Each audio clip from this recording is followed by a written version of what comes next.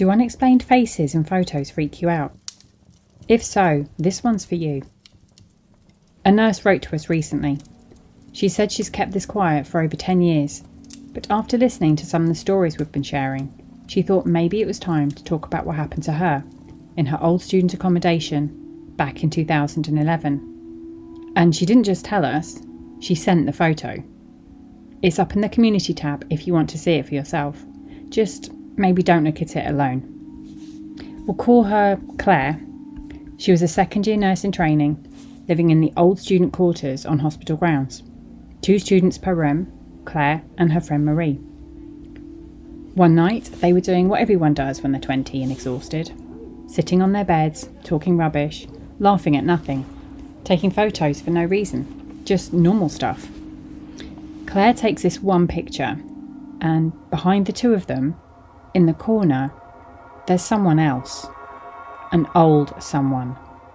Wild grey hair, clothes that look wrong somehow, like they belonged in a charity shop from decades ago. And here's the thing, aside from the fact they would have seen someone there, these rooms weren't big, it was literally impossible for anyone else to be in that room. Firstly, students could only wear uniforms or hospital scrubs. Nobody was walking around dressed like a time-travelling pensioner. Secondly, it was female-only accommodation. No men past reception, not your dad, not a boyfriend, not even some confused consultant who took a wrong turn. Security was strict. Thirdly, there were cameras everywhere. Nobody was sneaking in unnoticed. And finally, the part that Claire says still gives her chills, Marie's bed was pushed right into that corner. To stand where this figure was, someone would have had to kneel on her bed, with their face almost touching the wall. But neither of them saw anyone, not at any point. They only noticed it the next day, scrolling through photos, and Claire remembers Marie going pale, or like she was about to faint, because they both knew there hadn't been a third person in that room. And that's when things started to get strange. They took the photo straight to the ward sister. You know that moment when someone looks at something which is unsettling and their expression changes, just a flicker, and then they pretend nothing's wrong? That's exactly what happened. She glanced at the phone for half a second, handed it back and said, "I don't see anything unusual." They tried their senior nursing tutor next, same response, but this time she wouldn't even look directly at the screen. Now, Claire and Marie knew the security guard pretty well. He was one of the few friendly faces there. So they went to him to check if anyone had been allowed upstairs that night. He listened, then sighed and said, "Look, just don't take any more photos in that room, yeah?" And that's when they realised this wasn't the first time, and the people who worked there knew exactly what room they were talking about. Outside their room was this old payphone, the kind you'd see in a museum, not a hospital. It hadn't worked for years, no dial tone, nothing. Claire said you could lift the receiver and it felt like lifting a dead limb. 2 weeks after the photo was taken, that phone started ringing. Always between 2 and 4 a.m. Not a normal ring, but this high-pitched metallic shriek. The first night it happened, both girls sat up in bed at exactly the same moment. Claire went to pick it up, thinking maybe somehow maintenance had fixed it. But lifting the receiver didn't stop the sound. It kept ringing, right there in her hand. It rang for 3 minutes straight, and only Claire's room and the one next door could hear it.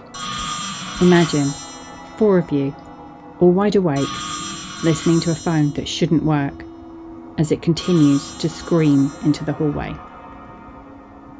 Marie eventually reported it.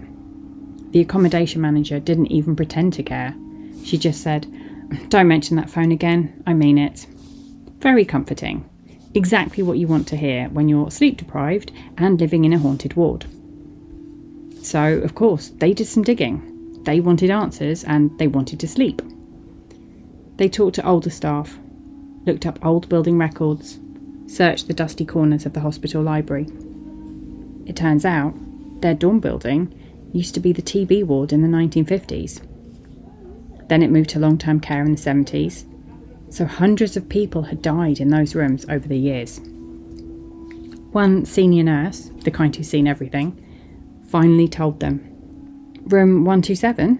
Yeah, there was an elderly patient there in the 70s. He used to call his daughter every night from that payphone, but she never came.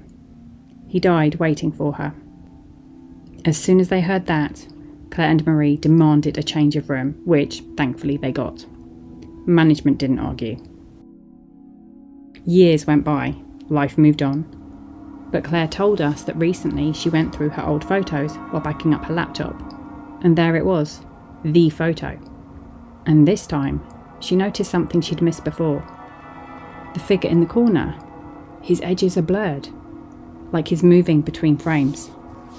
And Claire says he's holding something to his ear, a phone receiver.